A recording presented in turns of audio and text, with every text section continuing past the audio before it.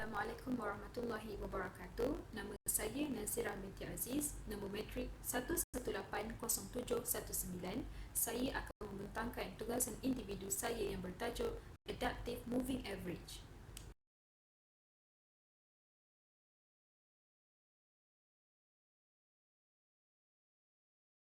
Terlebih dahulu, saya ingin mengucapkan syukur Alhamdulillah kehadirat Allah Subhanahu Taala kerana di atas limpahan kurnianya, maka dapatlah saya menyiapkan buku ini dengan jayanya walaupun menempuhi pelbagai dugaan dan rintangan.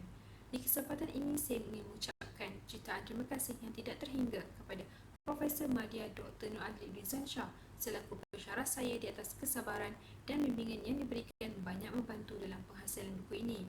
Ribuan terima kasih kepada keluarga saya yang sentiasa memberi kasih sayang, dorongan, doa, peringatan dan pada hidup yang amat saya perlukan. Ucapan terima kasih juga kepada semua yang terlibat secara langsung dan tidak langsung dalam memberikan sumbangan, cadangan dan bantuan dalam menyiapkan buku ini. Justru itu, saya ingin memohon maaf jika ada penulisan saya tidak menepati cita rasa pembaca dan insya-Allah penulisan ini akan diperbaiki dari masa ke semasa.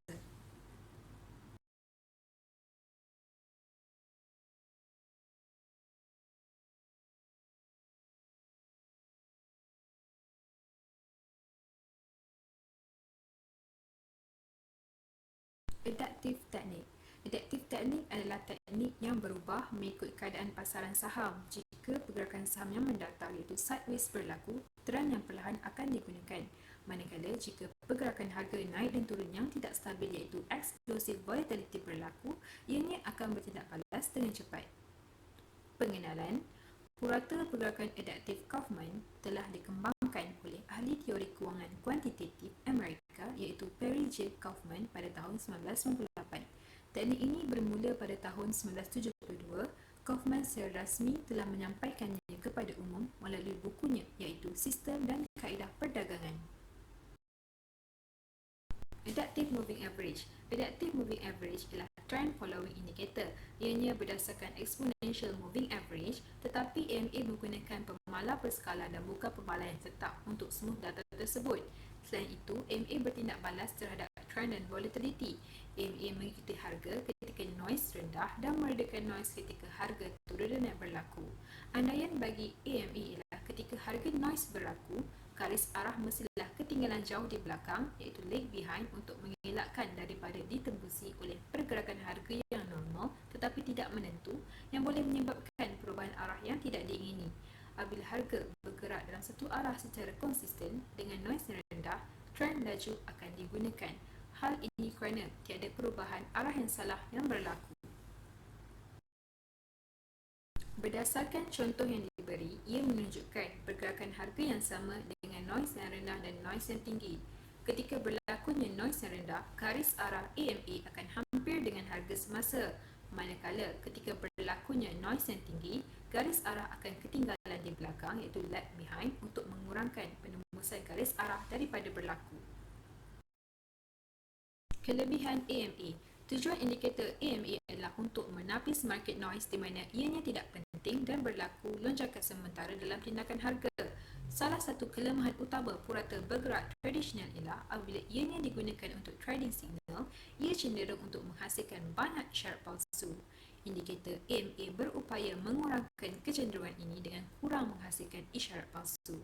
AMA tidak bertindak balas untuk jangka masa pendek dan pergerakan harga yang tidak penting. Berdasarkan contoh yang diberi, apa yang kita dapat lihat ialah garis KMA kelihatan lebih stabil. Ini adalah merupakan penambahbaikan daripada whipsaws dan false breaks.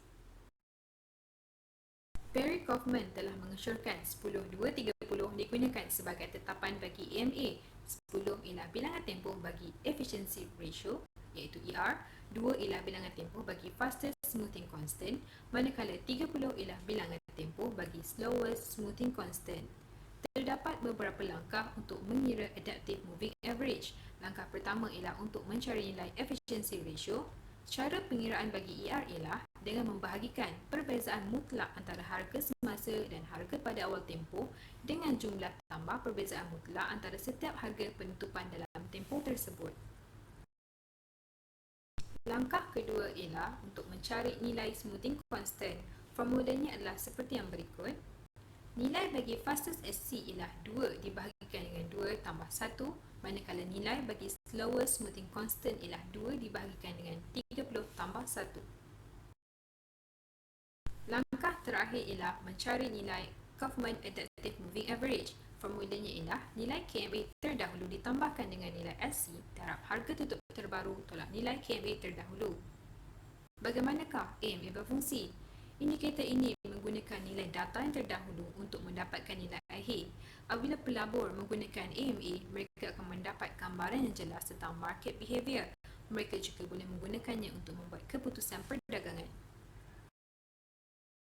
Apabila indikator AMA ditunjukkan pada carta, pelabur dapat menggunakannya untuk menganalisis market behavior dan meramalkan pergerakan harga pada masa akan datang. Indikator ini boleh digunakan untuk mengenal pasti trend sedia ada sebagai petunjuk kemungkinan perubahan trend yang akan berlaku dan titik reversal pasar yang boleh digunakan untuk entry atau exit. Menunjukkan perubahan arah dan harga.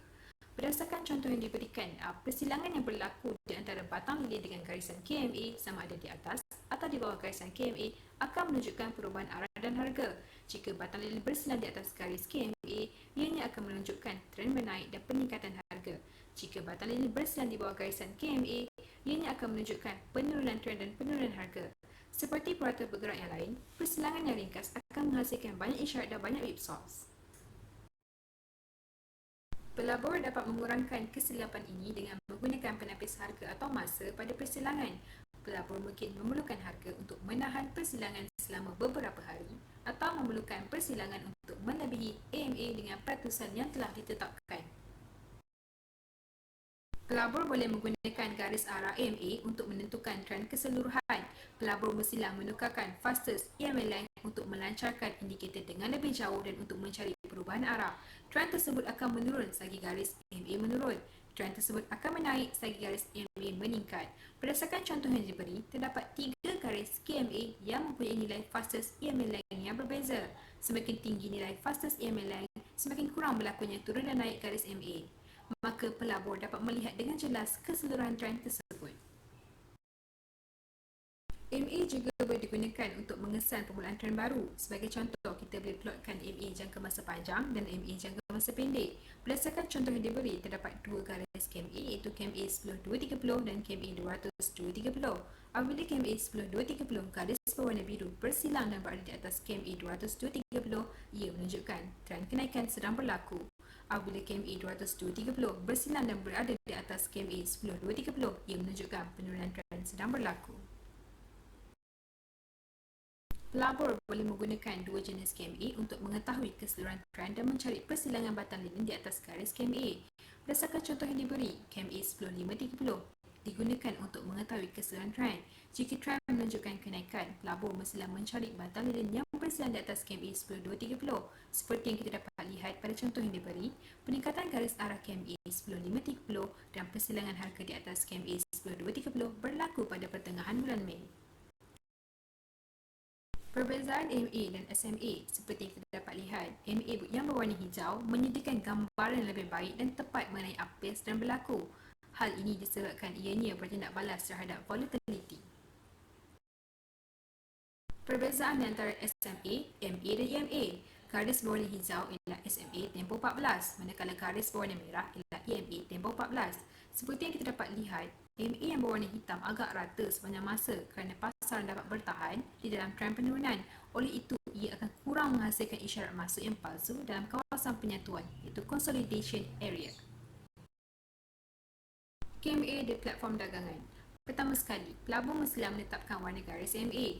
Warna yang dipilih haruslah berbeza di antara satu sama lain supaya pelabur dapat mengesan dengan mudah ketika perubahan warna berlaku. Sebagai contoh, warna hijau dan warna merah. Seterusnya, pelabur juga boleh mengubah tempoh indikator ini. Pelabur boleh mengubah tempoh default yang telah ditetapkan kepada 14. Ianya akan menentukan kekerapan batang lilin melintasi garis AMA. Tempoh kecil digunakan untuk strategi perdagangan jangka pendek, manakala tempoh besar digunakan untuk strategi perdagangan jangka panjang. Terdapat perbezaan di antara KMA 10230 dan KMA 20230. Seperti yang kita dapat lihat pada contoh yang telah diberikan, KMA 202.30 lebih jauh dari batang lilin berbanding KMA 10.230. Semakin besar tempoh yang digunakan, semakin besar jarak antara garis indikator dengan batang lilin. Oleh sebab itu, semakin besar pergerakan yang diperlukan untuk persilangan antara MA dan batang lilin. Pelabur juga boleh mengubah fastest EMA length yang secara default telah ditetapkan kepada 2. Semakin tinggi nilai bagi fastest EMA length, garis MA akan memerlukan pergerakan pasaran yang lebih besar untuk berubah dan garis MA akan menjadi lebih rata. Hal ini disebabkan ianya menepis sebahagian besar pergerakan pasaran. Berdasarkan contoh yang diberi, garis KMA 10.30 adalah lebih rata dan ia menunjukkan keseluruhan trend tersebut. Pertukaran nilai slowest EMA length pula akan menunjukkan kekerapan perubahan warna berlaku. Walaupun ia mempengaruhi bentuk garis petunjuk, namun perubahannya tidak banyak berlaku. Jika pelabur menggunakan nilai yang rendah bagi slowest EMA length, ia akan menunjukkan kekerapan garis penunjuk akan berubah warna. Berdasarkan contoh yang diberi, terdapat dua jenis KMA yang digunakan, iaitu KMA 10.230 dan KMA 10.25. Kita dapat melihat bahawa garis KMA 10.25 menunjukkan perubahan warna dengan setiap pergerakan pasaran. Selain itu, bentuk garis KMA 10.25 juga turut menunjukkan sedikit perbezaan. Dengan menggunakan Adaptive Moving Average, pelabur juga dapat mengetahui waktu yang sesuai untuk membeli saham tersebut. Pelabur harus menunggu garis penunjuk menukar warnanya dari merah kepada hijau. Ini bermaksud trend kenaikan telah bermula dan pada masa yang sama ketika perubahan warna ini berlaku, pelabur harus memastikan bahawa isyarat jualan telah ditutup. Pelabur kemudian harus menunggu batang lilin bersilang di atas garis penunjuk. Elakkan daripada membuat belian sebelum batang lilin bergerak di atas garis penunjuk kerana penyilangan yang berlaku akan menunjukkan arah aliran menaik. Selepas persilangan telah berlaku, pelabur harus membuat belian pada lilin atau palang yang seterusnya jika trend terus menunjukkan kenaikan. Pelabur tidak digalakkan membuat belian jika garis penunjuk berubah warna dari hijau kepada merah. Bagi isyarat untuk jual pula, pelabur harus menunggu garis penunjuk bertukar warna dari hijau kepada merah yang bermaksud trend penurunan telah bermula dan pada masa yang sama ketika perubahan warna ini berlaku, pelabur harus memastikan bahawa isyarat belian telah ditutup. Kemudian, pelabur perlu menunggu batang lilin bersilang di bawah garis penunjuk. Elakkan membuat jualan sebelum batang lilin bergerak di bawah garis penunjuk kerana penyilangan yang berlaku akan menunjukkan arah aliran menurun. Selepas persilangan telah berlaku, pelabur harus membuat jualan pada batang lilin yang seterusnya jika trend terus menunjukkan penurunan. Pelabur tidak digalakkan membuat jualan jika garis penunjuk berubah warna dari merah kepada hijau. Berdasarkan contoh pertama yang diberi, elakkan daripada membuat jualan kerana batang lilin tidak sepenuhnya berada di bawah garis MA. Contoh kedua pula menunjukkan tiada belian atau jualan yang boleh dilakukan kerana keadaan belian dan jualan tidak dipenuhi. Contoh ketiga pula menunjukkan gambaran penuh bagi isyarat beli, jual, isyarat tutup belian dan jualan. Kesimpulannya, pelabur yang ingin menggunakan Adaptive Moving Average mestilah menggunakan garis arah untuk mengetahui arah trend. Selain itu, Barry Kaufman juga mengesyorkan KMA 10.230 sebagai tetapan bagi penggunaan AMA. Adaptive Moving Average adalah indikator yang mudah untuk digunakan. Hal ini kerana pelabur hanya perlu memerhatikan perubahan warna garis AMA dan persilangan di antara garis penunjuk dan batang lilin. Selain itu, indikator ini sesuai digunakan bagi perdagangan jangka panjang dan perdagangan jangka pendek. Sekian sahaja daripada saya. Terima kasih.